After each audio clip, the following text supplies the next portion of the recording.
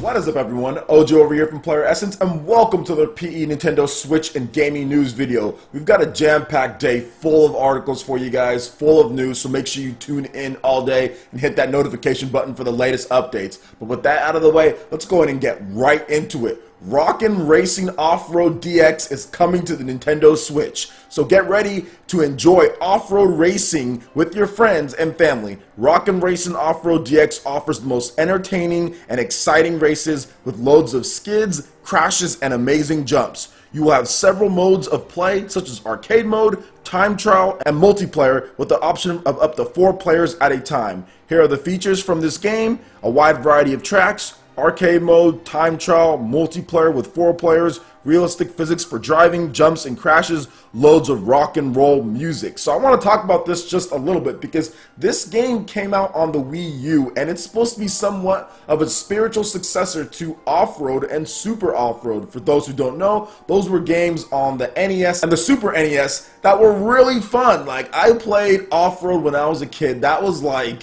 so fun to play off-road with my brother, and we used to always go through, and the levels got more and more difficult. And the coolest thing about off-road, back in the day at least, was that you actually earned money and then you bought upgrades so you can do better in the races, whether it was NOS or whether you need better tires or whatever it was. It was super fun. And I also sometimes play with my sisters as well, so sometimes we would have 4 people playing right there, the NES multi-tap. It was some of the best fun that I've ever had in my life. Seriously, it was a ton of fun. So this game is supposed to be like the spiritual successor to that. I think that the formula that Off-Road and Super Off-Road used back then hasn't aged quite well to today's modern day, so that's why I think people didn't necessarily think that it was as good. But I do feel that it is a similar, if not the same, type of racing game. I'm not really sure much else what the other games did much better than this one that's out here, but I know it didn't get the reception that I thought it would get when I first played the game. So what do you guys think about this, and what are your favorite memories for those who are old enough or for those who have played it? But I think like Off-Road is one of those type of games that you really needed to be like alive during that time to appreciate it.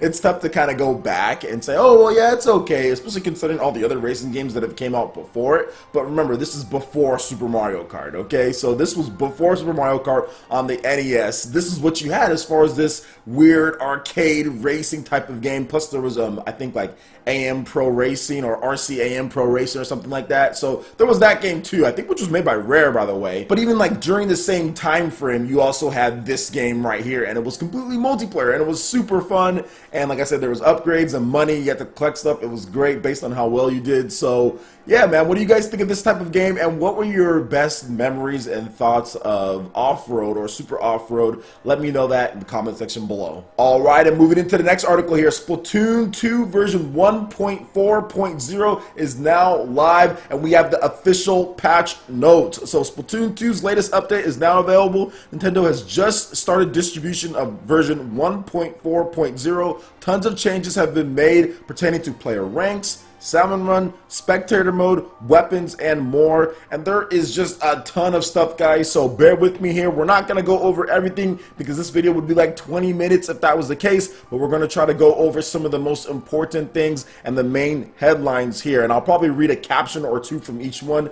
And of course, if you want the full notes, because we will be playing Splatoon 2 on Thursday for sponsors and Patreon members, so make sure you read up on this as far as the full thing, just so you know what's going down, because there were a number of nerfs to guys' weapons that I know you guys use. So you want to make sure that you know those nerfs, because you don't want to go into Thursday and be like, what? Why am I not killing as fast as I used to kill? Or why doesn't this work the way that it used to work when it comes to an ability or anything like that? So let's go ahead and get into it here. So the changes to player ranks. Previously, when going down in rank, while S+1 or higher players would drop to S+0 all at once, now this drop is limited to a maximum of 5 level ranks. So shout outs to Nintendo Ultra and all of you guys that are S+.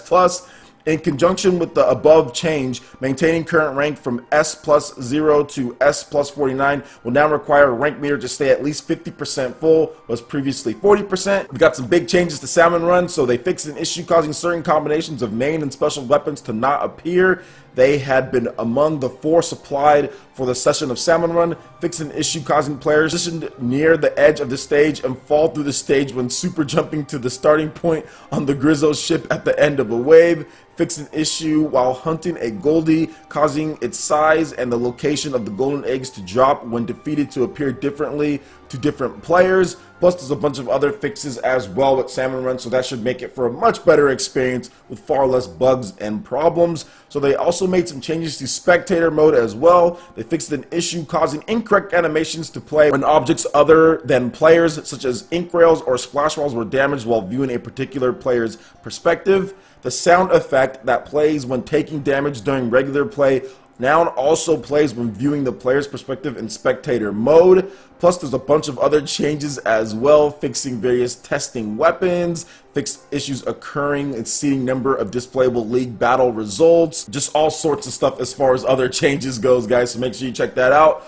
Also changes to multiplayer, this one's big as well. They fixed an issue where under the following conditions, players would only receive the benefit of ink resistance up when stacking it to the maximum effect, moving while shooting a weapon in shooter category, moving while shooting a weapon in dually category, moving while preparing to throw a bomb or sub weapon, when storing a charged shot with the charger, swimming into enemy ink, and being returned to kid form now allows you to maintain the charge you had stored. So yeah, there's a bunch of that, plus there's a bunch of other things, guys. Decreased knockback distance when coming into contact with a roller that has run out of ink or is in mid-air. Fixed an issue causing aiming reticle to display outside the center of the screen when moving the camera and using a roller or umbrella type weapon. So shout outs to John Turner, pretty sure that's gonna help him out there. And a bunch of other issues, guys, with the bubblers, the Rainmaker mode, fixed an issue with the reef and suction bombs. I mean, guys, there's just a ton of stuff. The experience is going to be much better. I can't stress how much stuff they've fixed, or at least what they've appeared to fix in a lot of this game. We should get a smoother experience. Understandably, the tick rate isn't quite as high as far as smooth as some people want it, but a lot of these fixes as far as with the different weapons and things is really going to make the experience play a lot better based on what they're listing here, guys. And like I said, I haven't even listed half of it as far as the different changes and changes to multiplayer. There is a huge list of changes to multiplayer when it comes to just various weapons, so it's definitely going to be a much better experience. Hopefully it does actually play out that way. Now there's been some specific weapon modifications as far as changes to them, nerfs and buffs between the Splash-O-Matic .52 gal, the NZAP 85 Splattershot Pro Forge, Splattershot Pro .96 gal, H3 Nozzle Hose, Clash Blaster, Carbon Roller, Splat Roller, Crack-On Splat Roller, Hero Roller Replica, Dynamo Roller, and just a whole bunch of stuff. Ink Brush, Octobrush, Hero Brush Replica, Splat Charger. All of this stuff has been nerfed or buffed in some type of way. A lot of the ones that I just mentioned are pretty much buffs, pretty much all these here. Now the dually squelchers, I do want to talk about these because this is the weapon that I use too. So increased radius of shot ink coverage by roughly 9%. Decreased duration of downtime after performing a dodge roll by 8/60 of a second. Okay, nice, nice. So getting some buffs here. Player now able to move after performing a dodge roll, but before they can perform their next action. So you're able to move after performing a dodge roll, but before they can perform their next action. So the dueling sculptures got a buff, and I am so happy because they really did need a buff. Like, they needed a buff, and they got one, so awesome stuff there. The mini Splatling also got a buff. Tenterbrella, Aerospray MG, Sloshing Machine. That seems like it got a not a buff. That actually got like debuffed. It seems like decreased radius of ink coverage when the center of the shot hits the ground by roughly 20%. And this is something that needed to happen because the Sloshing Machine had like way too much coverage. It seems like you can hit people and it's like a one shot and they're dead. So decreasing that ink radius is actually really good. I'm not hardcore into Splatoon, guys. I think you guys know that, but at the same time, I know when I see an overpowered weapon, and the Sloshing Machine, any of those buckets, all those needed to be nerfed. I'm not sure if they've gotten around to nerfing all of them, but I'm glad that the Sloshing Machine got nerfed.